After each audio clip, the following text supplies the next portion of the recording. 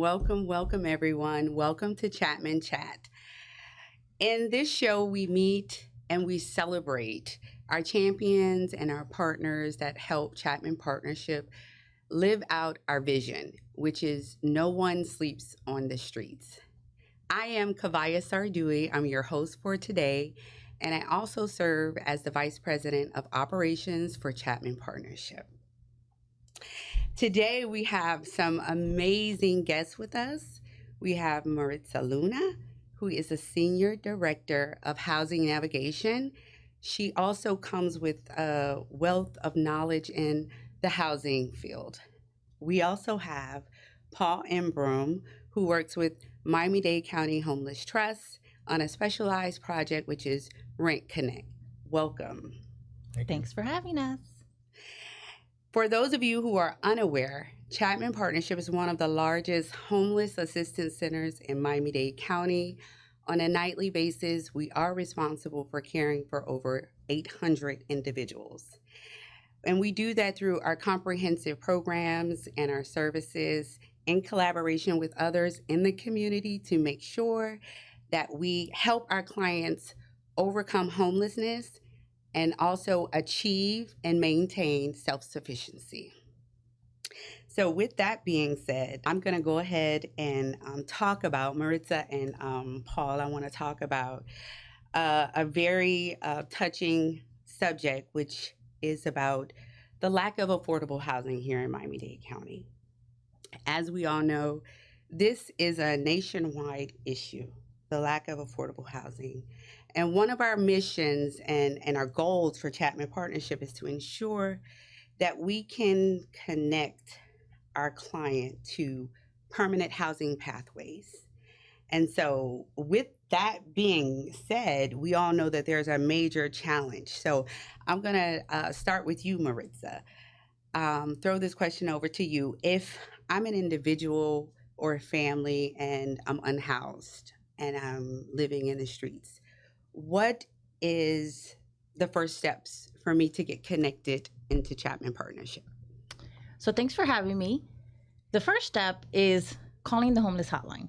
Call, register, whether you're a single family, we need you registered. We need you to, put in your information and get that done. Once that is done, we get you into a shelter, we get you into a bed, and then we start off with working our magic. We assess the need of every individual. We want to make sure that we are providing the services that are needed for the family and or single. We want to be sure that we're understanding the client as a whole. Right. So again, register with the hotline, call that 1-800 number. And it is the 1-800 number. What am I talking about? It's the homeless helpline, the 1-877-944-4357. Yes. So I know Chapman Partnership has a very unique approach. So can you elaborate on what our approach is? So Chapman is unique, and Chapman is very dear to my heart because Chapman does not separate families. Chapman serves the entire scope, whether it is a single, whether it is a single male or female. We serve families, we serve veterans, we serve everyone from all walks of life. Right. So we keep our doors open to all. The other unique thing about Chapman is we are managing the coordinated entry system for all families in the COC. So everyone in the continuum. Yeah. So there's a lot that's happening, under our scope. Yeah, and Chapman also has 2 facilities, one in Homestead and one in Miami. So that's how we're able to care for over 800 individuals on a nightly basis. Now, I know you're over the housing team and housing navigation, and this is such an incredible department that you're managing. How do clients find permanent housing? So now say we have a client that's in Chapman Partnership, and they're getting all their essential items and things that they need, but how do they connect to permanent housing opportunities when they're there? So The first thing is that we want to make sure that we're providing thorough case management, right? We want to be sure that we are connecting clients to the appropriate housing stability. We're creating roadmaps to their success. So they find permanent housing by one, being employed, if they're able. We want to make sure that we are doing everything that we can to get them housing ready. And that can consist of so many things. But the main thing is making sure that we are finding a unit that is in the scope of their needs. Again, that pertains to, we have to evaluate them as a whole. Right. So we look at where something as simple to us would probably be, oh, my doctor's appointment is across the street. It's not a big deal. For them, everything is a big deal. Right. The clients we serve, we want to be sure that we are looking at it in a holistic way, that we want to be sure we are looking at their medical needs. Do they have transportation to get there? Is their unit in the right space for them? Many come from, again, different backgrounds. So some have, substance abuse issues. We want to put them in the right environment.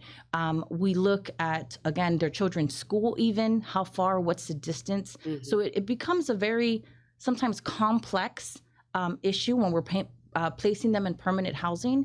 But the idea is to make sure that we are not overlooking anything and that these clients are going to be happy when they find, and not only are they going to be happy, but are they going to sustain into permanent housing? That's very, very important. And it's also important that you are using that client-centric model for housing. What is the best housing for this individual or family? What meets their needs and their wishes? And that's something that we do take pride in doing, making sure that it's comfortable for that individual or that family.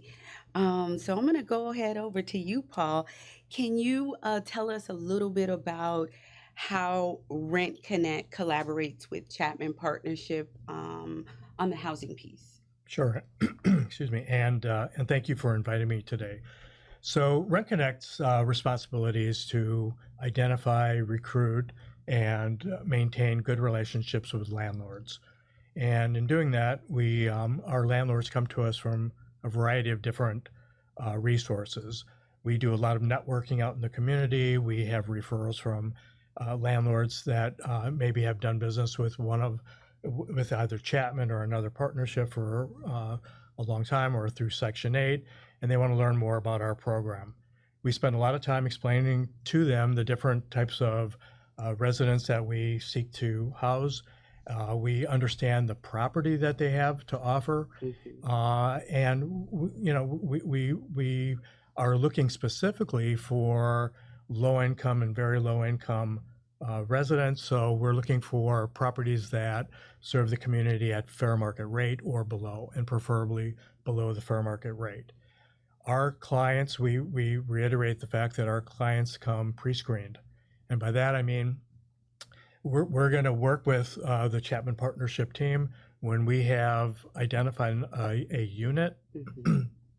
We will work with the housing navigators at Chapman Partnership, and we'll try to match the best unit with the needs of the individual client. So can you tell me, what challenges do you encounter through RentConnect when you're trying to connect with the business community or landlords or property managers? Well, property managers are in the business to make money, and we understand that. We appreciate that. Their primary concern is that they want their rent paid on time. They want a quiet resident, and don't destroy the property, basically. Those sound like three simple questions. So we work with them on that.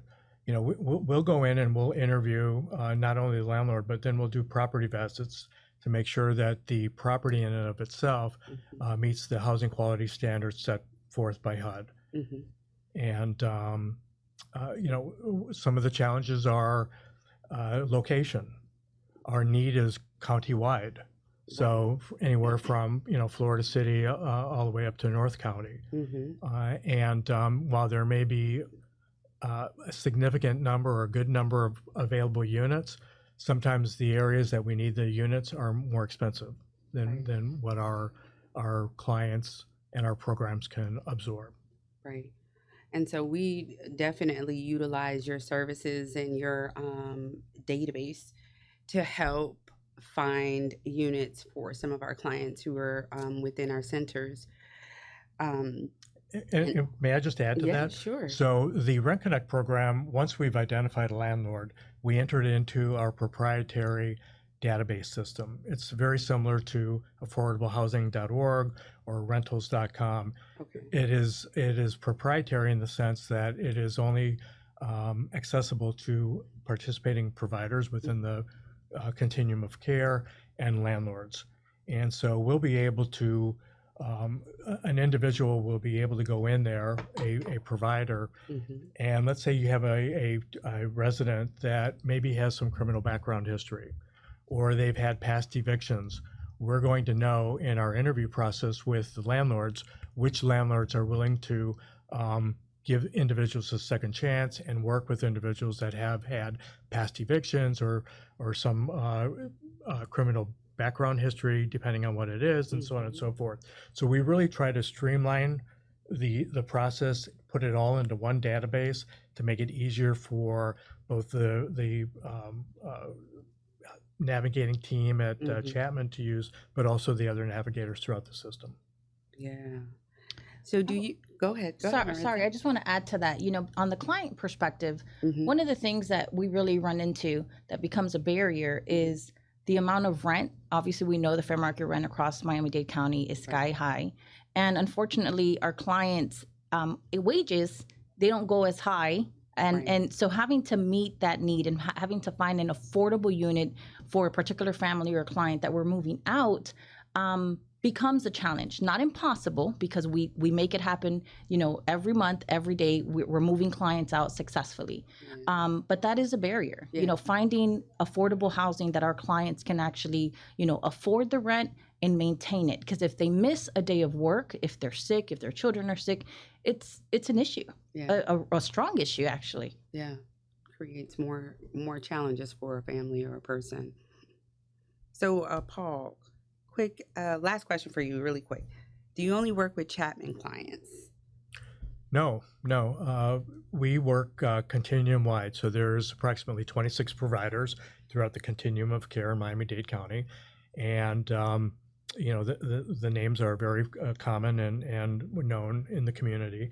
So we do work with all of those individuals similarly to the way we work with Chapman Partnership. We also work with community partners, the NGOs, the non-governmental organizations, or community programs such as the United Way, Catholic Charities, Jewish community centers, Lutheran services. Everybody who interacts with an individual that may need housing assistance, whether they're coming and they're gainfully employed and they can afford the rent, but they just can't find a unit that meets their needs, or they're an individual that perhaps needs a temporary subsidy or a full subsidy. We open our opportunities to everybody, because again, our goal is that nobody sleeps on the streets. That's amazing. Thank you for that. Maritza, so what does it mean for a client to be housing ready? So we understand that we're dealing with the unhoused population. Someone comes in a Chapman Partnership. And how do we get them housing ready? So it's one of the big things that we consistently and constantly work on is documentation. Because our clients come from all walks of life, not everybody walks in with an ID. Right. Not everyone walks in with, a social security card and so forth. And landlords require at least the basics, right? If you're going to rent out a unit, and they want us, they want to be our partners. Our landlords are fantastic. But they need just the basics. So documentation is key. Getting them document ready with an ID, with a birth certificate, with bank statements if they have. Nowadays, everyone is using like Cash App and Venmo and so forth. So anything that shows the income coming in, landlords want to see that. They want to see that after our assistance ends, we provide short-term rental assistance. after our assistance ends, will they be able to sustain? Right. So, documentation is something we ponder on tremendously at Chapman Partnership. And then after that, we want to make sure that they are employed and they keep employment. So we provide them with, we have an amazing employment department that connects our clients with employers all across Miami-Dade County. Then we have, we create budgets with them. So make sure that our clients understand what it is to create budgets, to understand what it is to maintain after they've successfully been housed. We also have, which something else I find unique, going back to one of your first questions, is we have a support service department that we don't just leave the client at the doorstep once they left. After they've been successfully housed, we provide a case manager that follows them for up to a year. We want to make sure that these clients are following up with everything they did while they were at the center with us. Are they still maintaining their budget? Are they still paying their rent on time? Are they paying, their electricity on time? Did they have a hardship? If they had a hardship, our support services team comes in, makes referrals, comes in and again looks at the entire scope of the family and or single and say, okay, how can I still step in? How can I help? So we don't just walk away after they've been successfully housed. We hold their hand. We want to make sure that they're successful. And something that I like to pat myself on the back on is we do the entire part of a client coming in. We don't just drop them off at the doorstep. We make sure that we are servicing them as a whole. Right. It's just a whole holistic approach. From the moment they come in to when they leave, they still have that support and that community to help them while they transition into self-sufficiency. So I love it. I love it. I love it. Yeah, May I just add one piece to this? Absolutely. So you mentioned document ready. Document ready is critical. When a landlord has an apartment available and they're going to take it offline to potentially rent to one of our clients, we want to make sure that before we send a client to look at the apartment that they are document ready, because that property is coming off the market, right? And so if there's something that is not complete and it delays the process, we want to mitigate that from happening. We want to make sure that doesn't happen because we want to be understanding of the needs of the landlord. And I will say that many of our landlords are really they're great because they understand this and they'll work with us. And some have held units for a period of time under certain circumstances, but we really appreciate that in our landlords. Yeah. On top of that, we also have landlords, pardon, I wanted just to add to that, because we have landlords that obviously are being referred through Paul and through Pad Mission and RentConnect and so forth. But we also have a pool of private landlords that, have a one-on-one relationship with our navigators. And because they've had, I have a navigator that has been with us for 20 plus years. So they've built this relationship with that particular, landlord. And, they kind of want to stay connected to that individual. So sometimes passing the baton, doesn't always work. But fortunately, these landlords that, are kind of individualized, they want to stay connected with us, and they want to be able to provide Chapman and other clients within those COC, how can they help? How can landlords leverage and meet us in the middle, to what the needs are of the client? Not everyone does that. Right.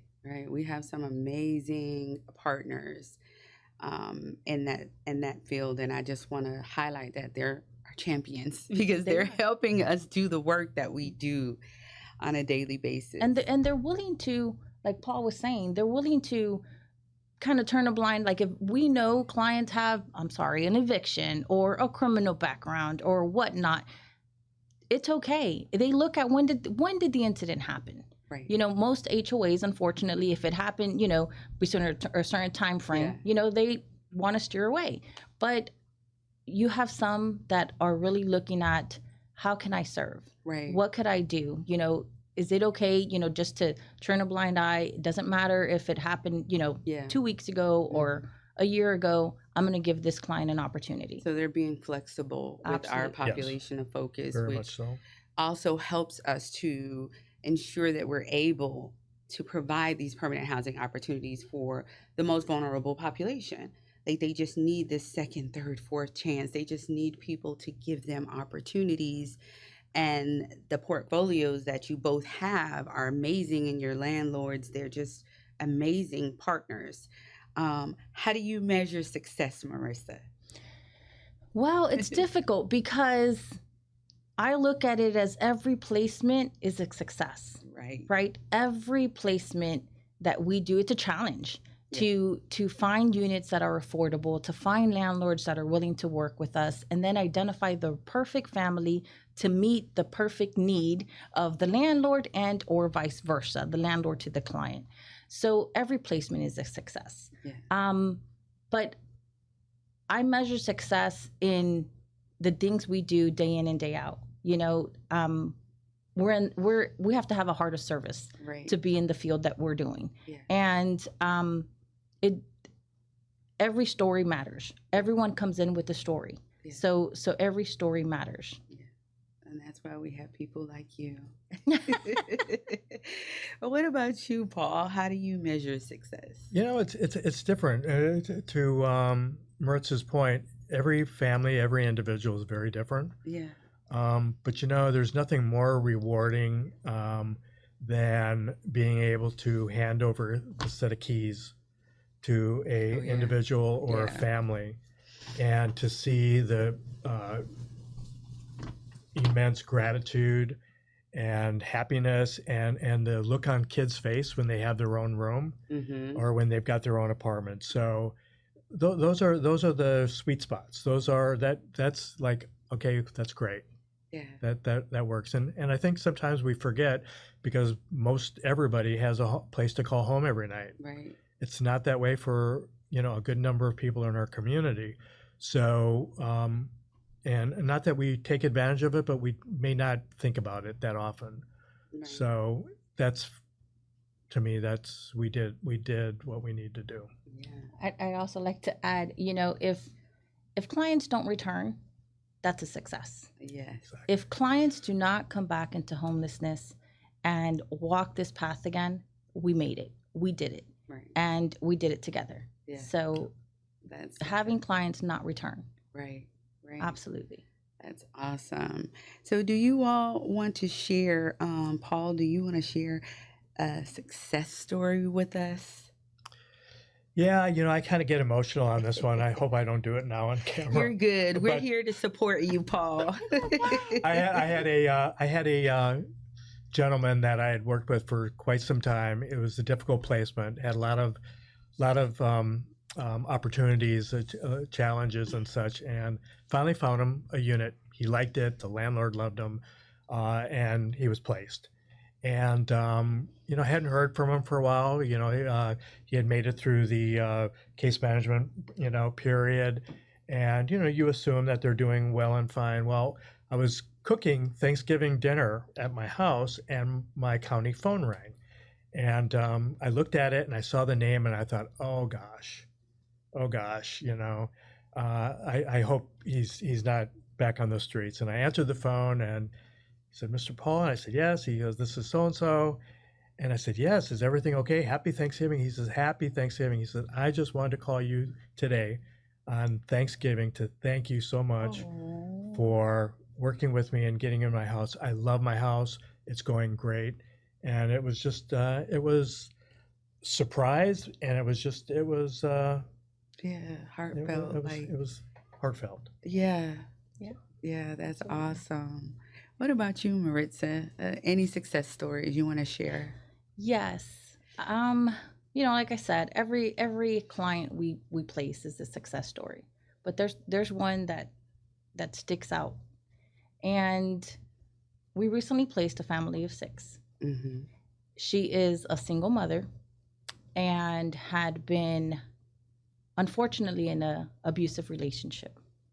She finally found the courage to walk away with her 6 kids. And she had been sleeping from car to car, from her car to house, and would, you know, pay for her own hotel when she could. I think not realizing that she could call the 1-800 number and, you know, we would connect her with the resources. But when she finally called the hotline and registered, we got her in. She stayed with us for a short period.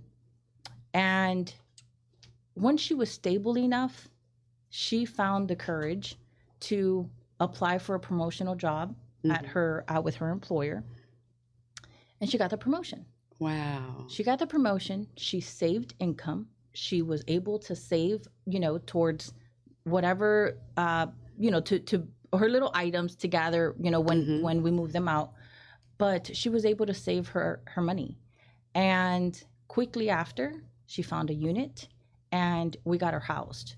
But the most impactful about this story is that the moment she walked in, she wept. Wow. And her words were, "I've never had my own place." Oh. So what we're doing matters. Yeah. Sure. when we see that side, and for someone to come and say, "I've never had my own place," and the children are, running all over the house like, "Mom, this is mine. We're actually going to live here." Wow. That's impactful. Yeah. That's impactful. Yeah.